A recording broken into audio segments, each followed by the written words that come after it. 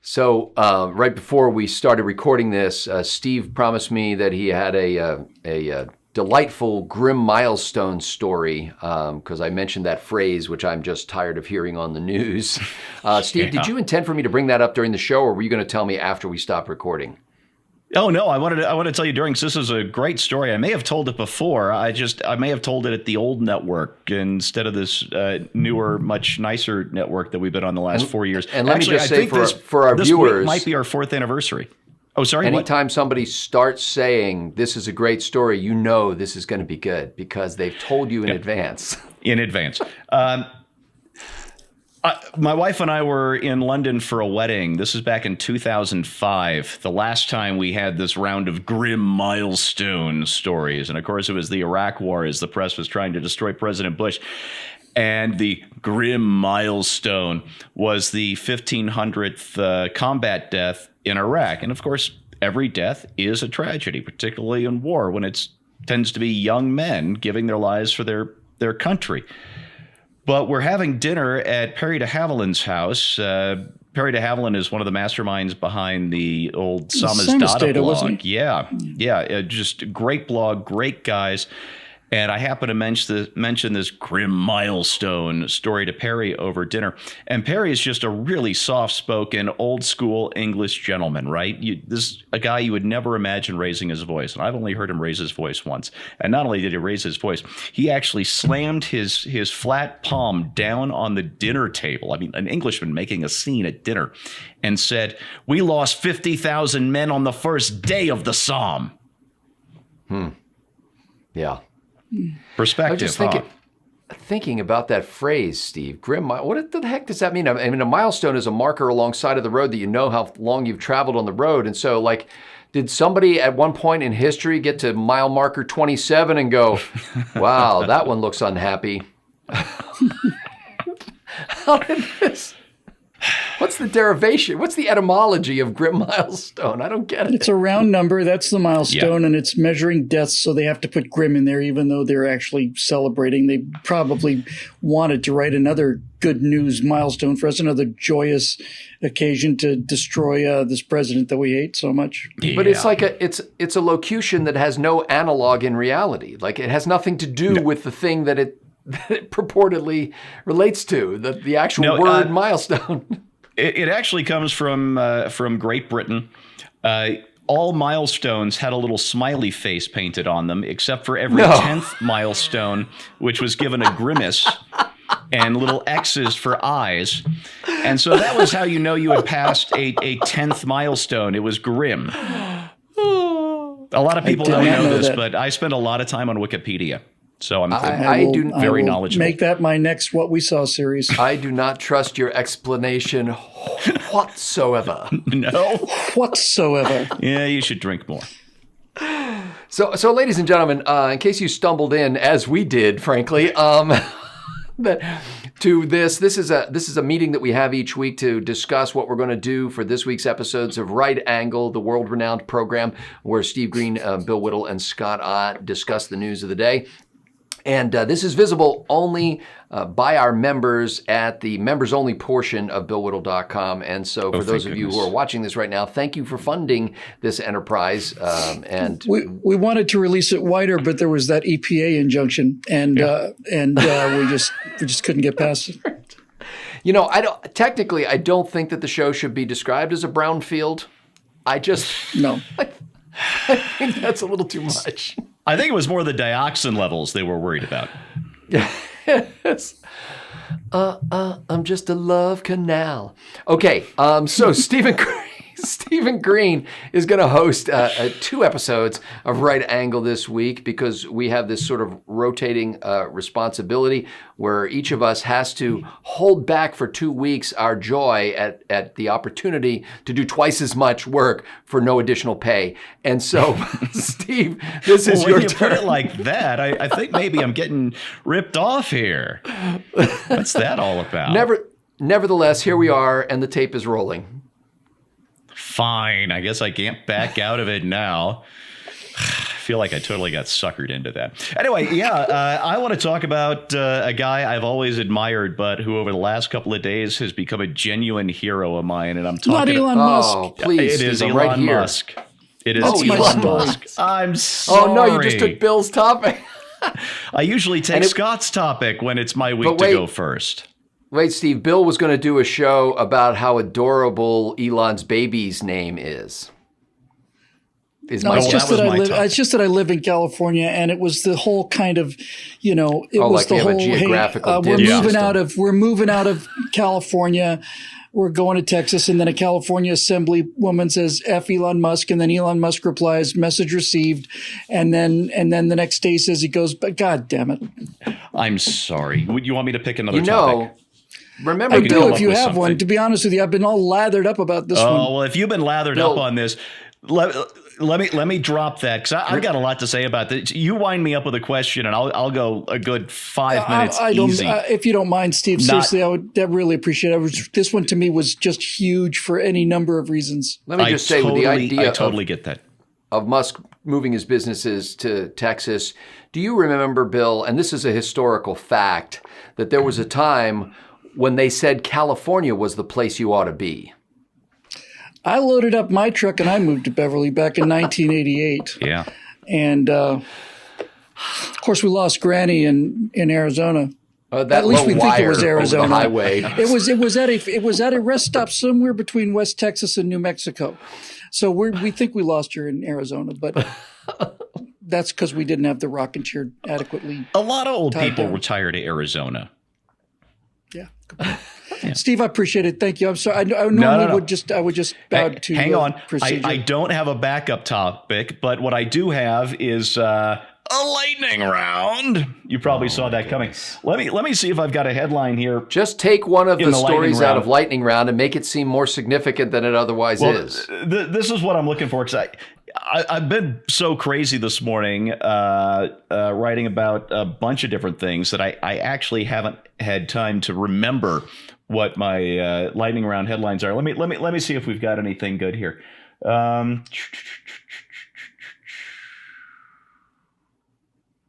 like the You know filler what? music. I can take the me topic, the me headline for lightning round and work that into a full segment.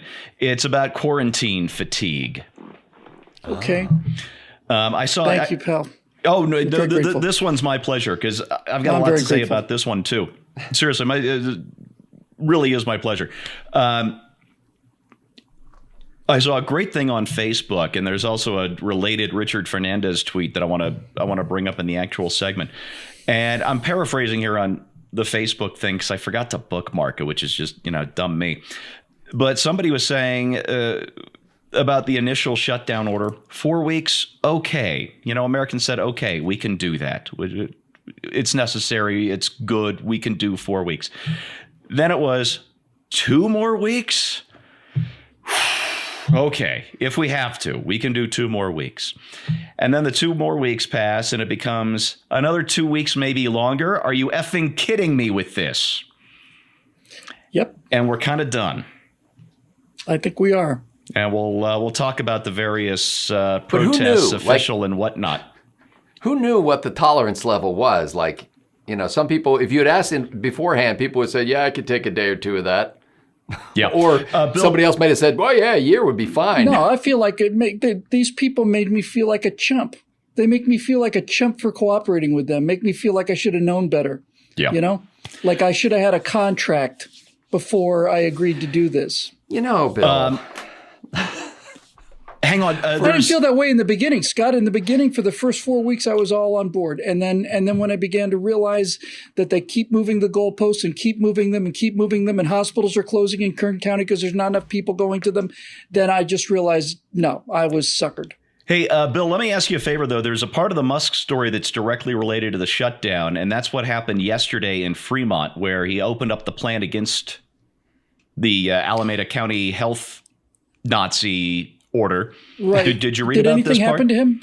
I read about his tweet. You did read about his tweet because I wanted to mention that as a part of this, and That's I don't the think most that'll epic step on. thing ever. Will that It's the step most- on your thing?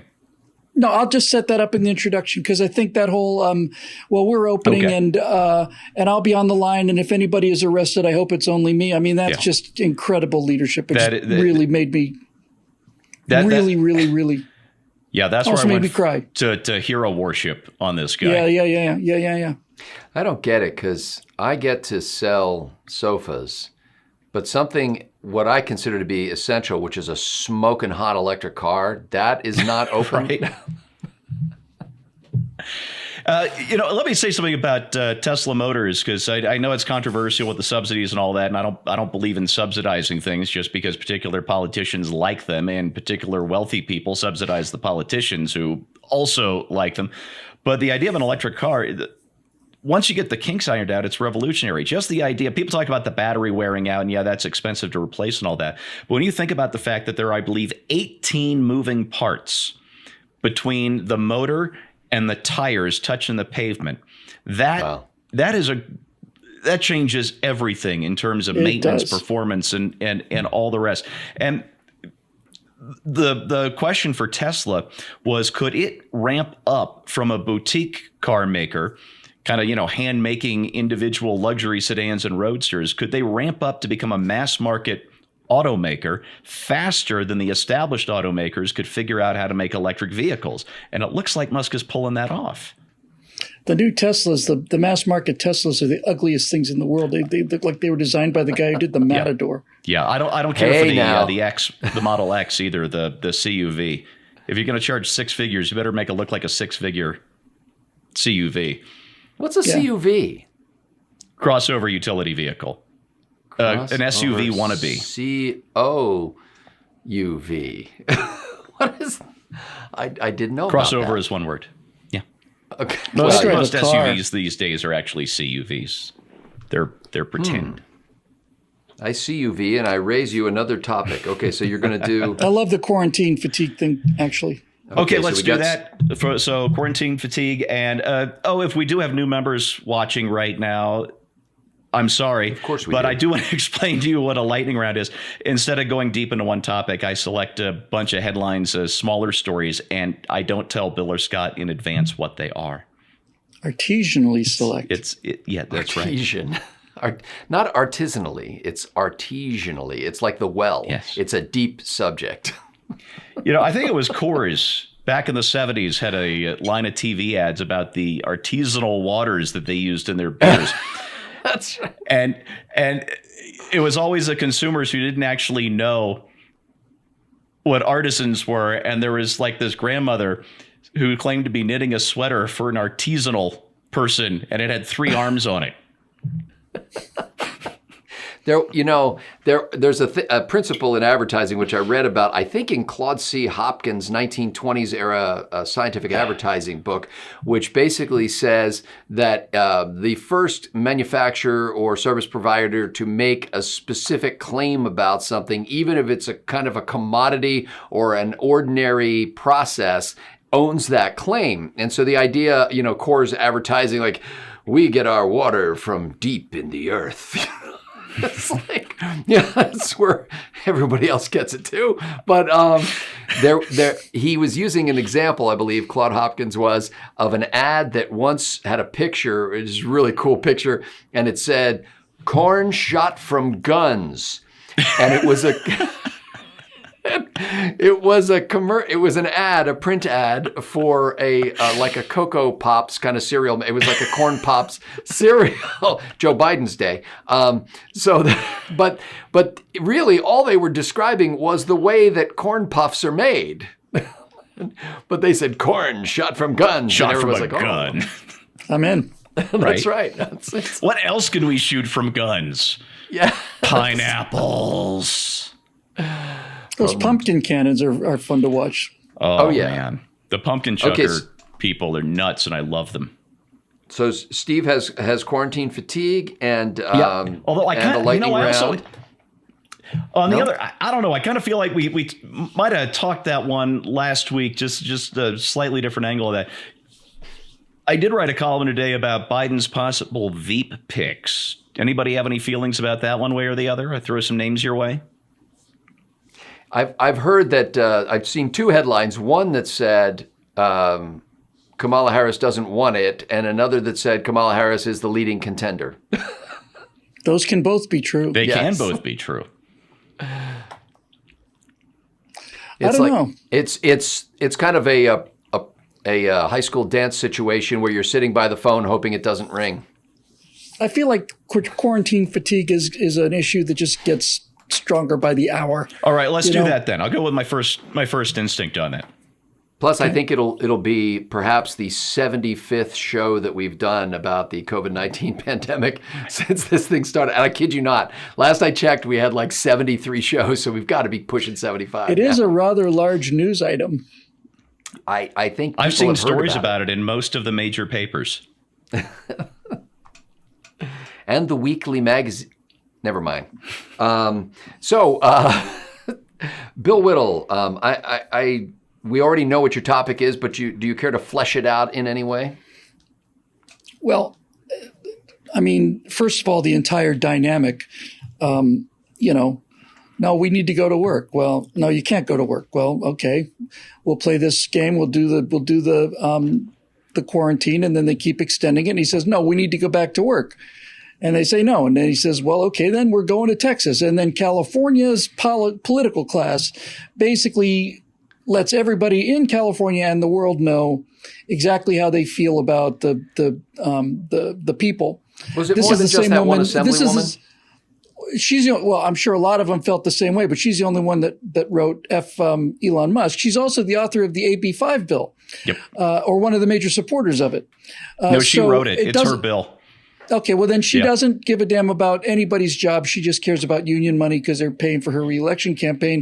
But I think the point I want to talk about in terms of like my uniqueness to talk about it because I live in California is that this is not just another job, another industry lost to Texas. This is what's left of the ultimate prestige industry in California. This is the green economy. This is the future. This is the smartest guy in the planet. This is the guy who's bringing about he's going to save the world with his electric car company. And he's leaving California and going to Texas, the land of petroleum drilling, because California has become so toxic to any kind of business. And my point is, you cannot think of a more California business than Tesla. I mean, it is everything California wants to be in terms of its own self-image. And for a California politician to say F Elon Musk and then for Elon Musk just to say, message received, got it. I loved that so much. We're going to open. And then, and to me, it's just, it's perfect in every way. I mean, it's a personal, I think it was that line about, well, I'll be there. So if you're going to arrest anybody, arrest me and just me. My employees have nothing to do with this decision. This is my decision. That's leadership, man. And I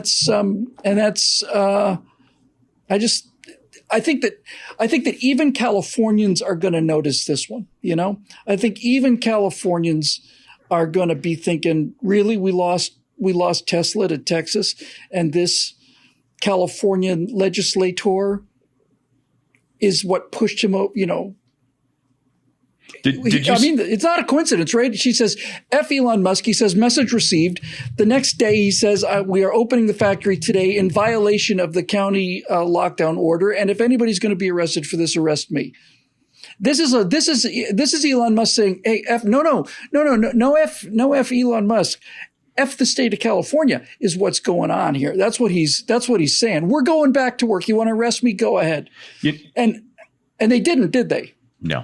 You know that fascist little troll Robert Reich, that toxic holdover from the Clinton administration? Yeah. Did you see what he said about this? No. On I guess it was Saturday. He said Elon Musk. This is on Twitter. Elon Musk threatens to take away people's jobs unless they put their lives at risk going back to work. And of course, what Musk did is said he's going to open up the line and people who want to come to work can come to work. He's not going to force anybody to come back to work. He's not going to fire anyone who doesn't. And he's going to be on the line working shoulder to shoulder with his people who do show up. And there were people in Fremont saying, wow, the parking lot at Tesla is full. Of course it's full. Of course it's full. And then that, of course, begs the question about, who has a larger intellectual capacity to understand how viruses are spread and how they can be prevented? This assemblywoman or the guy who figured out how to make rockets fly home and land on their tails? I mean, who is really smarter here in terms of all of this? It must be the California politicians or the failed establishment economists who have a better intellectual grasp of things than Elon freaking Musk does. Well, her medical and scientific rejoinder to his threat just proves her intellectual capacity, I think. This is my point. Yeah.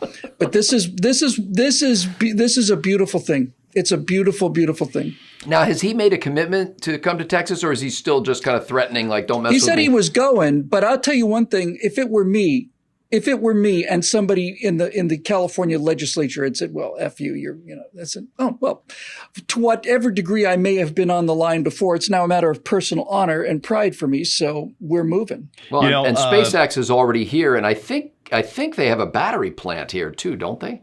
Well, SpaceX has an enormous plant at Hawthorne Airport, and it would cost a fortune to move.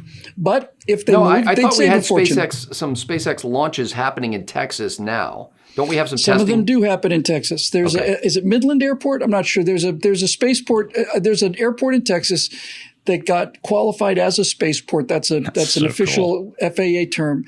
There's one in New Mexico for Virgin Galactic. Mojave is one. But yes, they do some testing in Texas. But they launched to orbit from Cape Kennedy or from Vandenberg if they need to get a non-equatorial orbit in there. And I'll tell you, the Dallas area specifically has become a real tech hub and attracts companies from all over the world. But major technology companies are headquartered in and around, mostly around Dallas. And a couple of years ago, the North American headquarters of Toyota, which had been based in California for 52 years, up and moved to Texas. It's right down the street from the store where I work. And so, it's not like in the old days where people, perhaps a California lawmaker could say, well, where are you going to go if you don't go to California? Well, guess what? Of all of these, I think the most earth-shattering one in terms of size and commitment to previous commitment location was Boeing. Having Boeing leave the state of Washington It's in. Well, they didn't leave, but they set up a new facility in, what was it, South Carolina? No, they moved their headquarters to Chicago. Yeah, they left. But they still have facilities in Seattle, right? Yes, they've still got the big facility there, but you can rest assured that is just, they're going to spend as little time and money as they can in Seattle. And anything new that they build will most certainly not be in Washington State. And South Carolina is a right-to-work state, so they moved a manufacturing facility there, or put a manufacturing facility there. Yeah. Scott, just to clear up what Musk said, he initially said that he would move Tesla's headquarters and future operations, expanded operations to Texas and Arizona, and that he would see if he would keep the Fremont plant open or whether or not he would move it, depending on how he is treated. Well, and interesting. Yeah, well, he's got. I think it was Gordon Gekko who called it "FU money," and he does. Yes. Yeah, and in Wall Street, he said it was $100 million. You get $100 million, you never have to wait in another line again. It's your FU money. There's been a bit of inflation since that. Tom Steyer spent $300 million trying to get elected president, and the voters told him "FU." So. I am Musk has got the balls and the cash. Well short of $99 million short of being able to have FU money. Well, and I think there's something at the other end of the scale, which is if you have no money, you can say that as well. It's true. It's like, so when you've got, or everything at risk, frankly, if you've got a lot of investment in something, you say, how could it be worse? Let's go. And frankly, I think this is a time when a lot of people in the country have got to be asking themselves that question. They're like, I've been trapped in this dead-end job for all these years, and now I can't do that. We've always said that if we ever had the opportunity, maybe we'd go and do something else or move somewhere else. What's holding you? What about Be you, fun to Mr. watch. Ott? Oh, do I need a topic? See, do. while we were doing this, this is a little inside baseball thing. We conduct, we can see each other on Skype while we're doing this, but we record this episode in our local studios. And so I reached over to get rid of an alert from one of my sons on Snapchat. Yes, I'm on Snapchat. I'm so hip. And I tried to shut off the alerts. In doing so, I did something to Skype and made Bill disappear. So now all I see is Steve. Oh, no. But I can still hear Bill, so that'll work just fine. Okay, so here's the story that I saw, and let me get the source of this thing. Apparently, in the first quarter of 2020, a record number of Americans renounced their citizenship. And I just thought this is kind of an interesting phenom. 2,909 Americans gave up their citizenship in the first 3 months of 2020. And to give you some context, in all of 2019, a total of 2,072 Americans gave up their citizenship. So already in the first quarter, we've had almost 3,000 in 2020. And that number of people giving up their citizenship had actually been on the decline since 2017. So there were fewer and fewer people surrendering their citizenship. Expatriates living overseas who, for one reason or another, decide that they don't want to continue to pay U.S. taxes, for example. And by the way, if you're an expatriate and you're a U.S. citizen living overseas, you still get your $1,200 stimulus check. Anyway, it's fascinating, this idea that some people are willing to pay this fee, $2,350. Everything's in the 2000s in this story. $2,350 you pay to renounce your U.S. citizenship, so you're no longer taxable under U.S. law. And suddenly there's a spike in the first 3 months of this year. If my math is correct, and almost certainly is not, that means that it is 0.00001% of all Americans renounce their citizenship this year.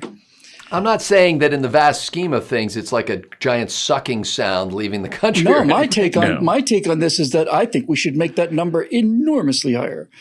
Enormously higher. I think that we should get a full quarter of the country to renounce their citizenship and move to the socialist paradise that they want to turn this place into. Well, these are people who've already left, apparently, for the most part. They're already living overseas. And it's funny. Go to Cuba, did they, in rafts? The guy who wrote the story, or whoever wrote the story, didn't really know why this is happening. This was at a website called newswire.com. And apparently these are government published figures. Every quarter they come out with this number. And there are some estimated 9 million U.S. expatriates living overseas. So in the context even of expatriates, it's not a huge number. But in its own context, meaning compared to previous years, it is a big number. The only speculation in there was that maybe it was people who have intended to do this for a long time. And now because of circumstances with the pandemic, they've got time on their hands and they could do the paperwork. I have my own theory, and it's so sharp that I'm going to save it for the actual segment. Oh, man. Don't be bringing anything sharp to this segment. Oh, yeah. Can we have the TSA frisk him before...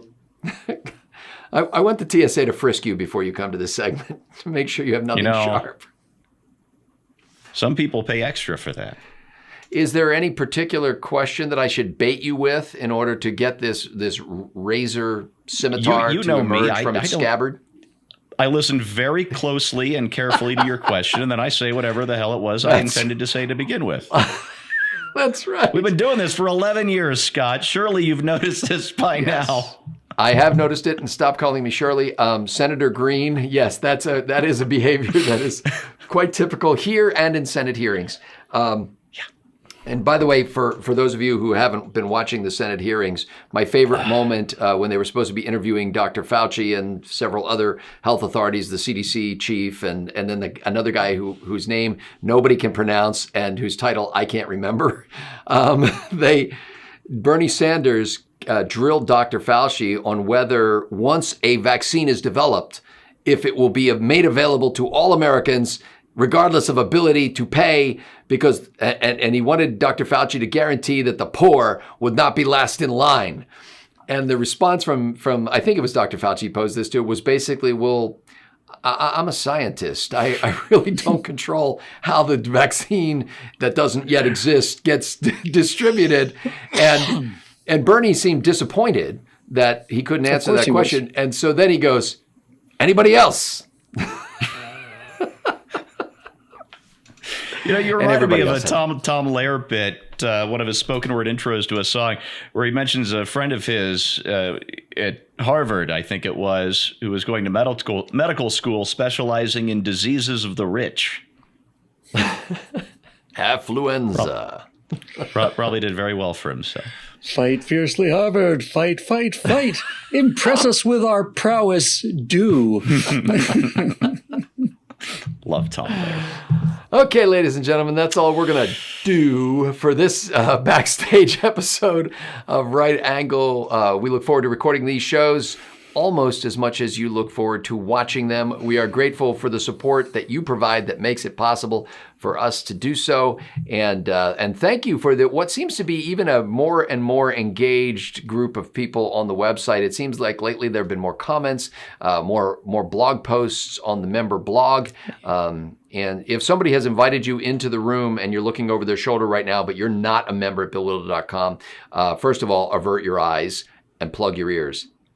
Now, wait, I shouldn't say anything else because they plug their ears. But in any case, if you decide to become a member, you will have access to the member blog, not just to read it, but actually to write it. And if you're a member and have not yet been writing at the member blog, this is a great way to sort of cut your teeth, especially if you're a budding writer or just somebody who has an opinion that doesn't get, especially now, there's no water cooler around which to gather so that people can hear your opinions. Use this as your water cooler. And we've kind of did a little redesign on the website. So now the member blog posts are much more prominent on the front page when you're logged in as a member. And we'd like to read your blog post next.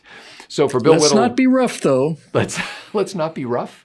What does that mean? Yes, that's part of Fight Fierce. Part of Fight Fiercely Harvard as well. So yes, be gentle with me. For Stephen Green and Bill Whittle, I'm Scott Ott. Thanks for watching.